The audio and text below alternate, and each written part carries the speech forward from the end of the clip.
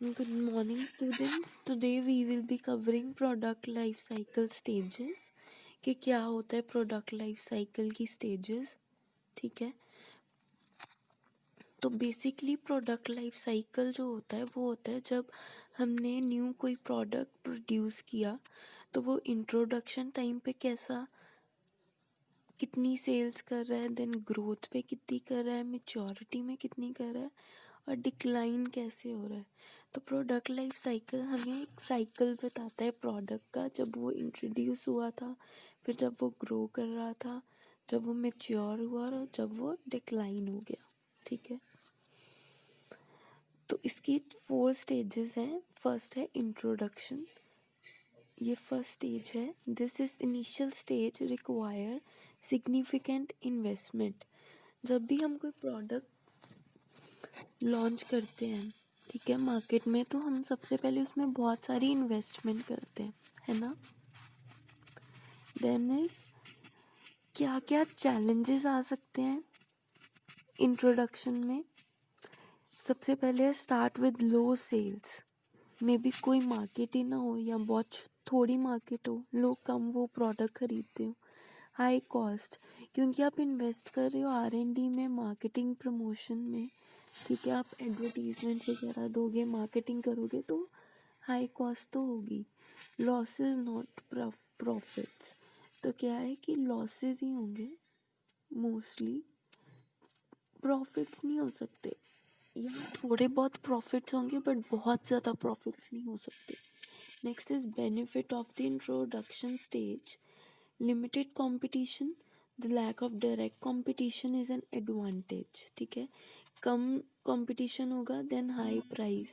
अगर आप अपने प्रोडक्ट का हाई प्राइस भी रखोगे तो भी लोग खरीद लेंगे अगर डिफरेंट है आपका प्रोडक्ट.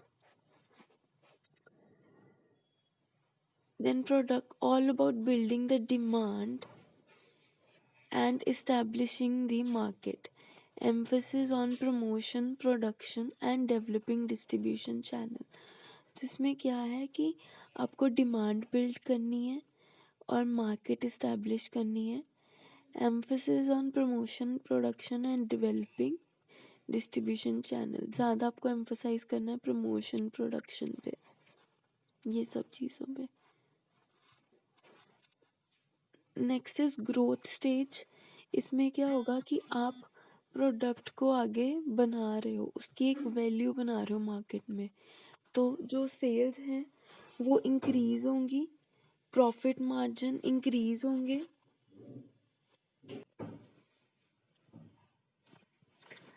Next is requires. तो व्हाट इट रिक्वायर्स कि कंज्यूमर की जो है डिमांड बढ़े. Reduction of manufacturing cost.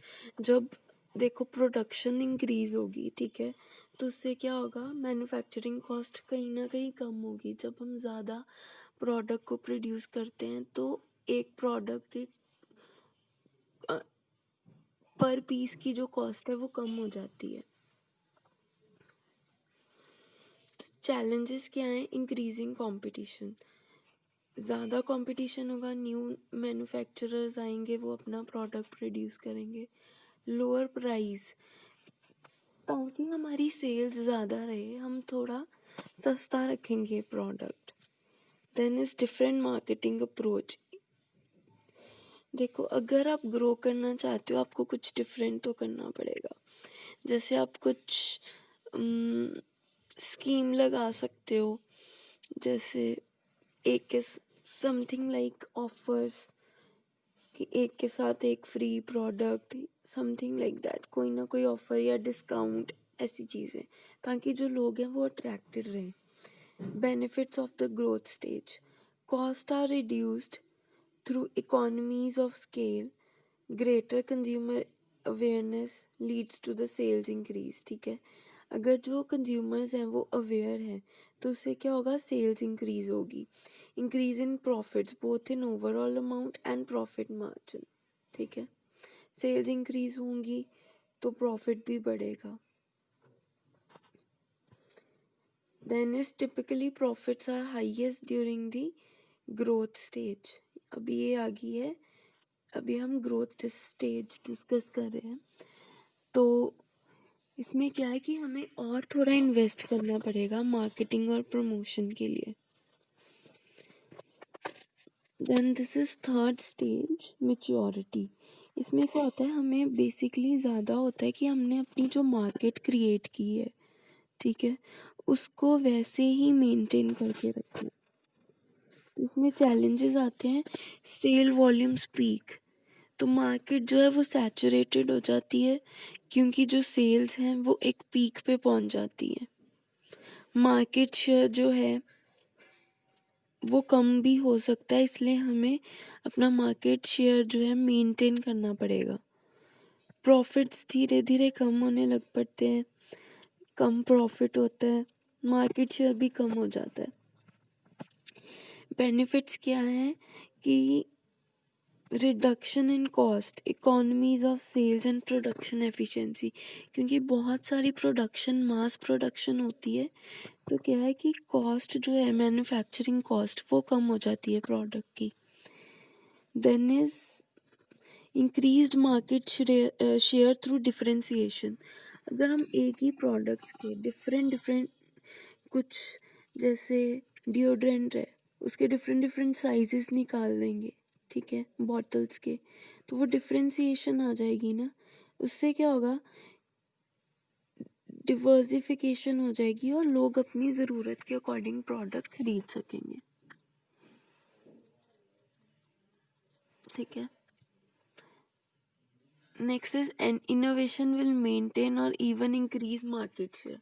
जब मेच्योरिटी स्टेज पे है ना, तो अगर आप उसी प्रोडक्ट पे कुछ इनोवेटिव कर दो तो क्या होगा, आपकी जो मार्केट शेयर है वो या तो बढ़ जाएगा या फिर जितना है उतना तो रहेगा ही मेंटेन्ड। Next is decline. इसमें क्या होता है, प्रॉफिट्स भी कम होने शुरू हो जाते हैं, सेल्स भी। जो अपॉर्चुनिटीज होती हैं प्रॉफिट की वो ख़त्म होना शुरू हो जाती हैं।